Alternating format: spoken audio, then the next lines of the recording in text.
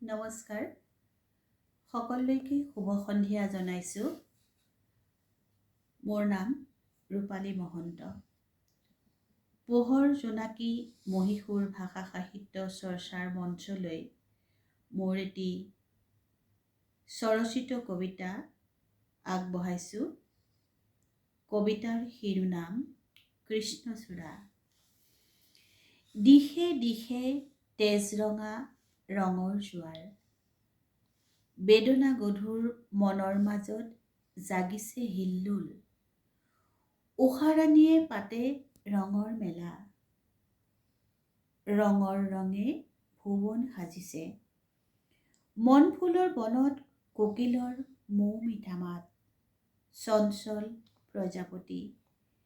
বেদনাত দগ্ধ আন্ধাৰ নেওচি চৌদিশ ৰঙীন। কৃষ্ণচূড়া এক জীৱন্ত সুৰ। কৃষ্ণচূড়াৰ ফুলৰ জাপিৰ তলত মাংৰা বধুৱাহঁতৰ সভা। তাৰ ছাঁতে ভৰ দুপৰীয়া লক্ষ্মীহঁতৰ গাভৰু মেল।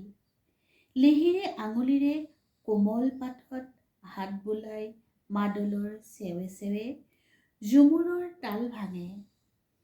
চাহ গছৰ মাজে মাজে লক্ষ্মী বধুৱাই কৃষ্ণচূড়াৰ তলত ৰৈ আবেগত আউজি হাঁহে।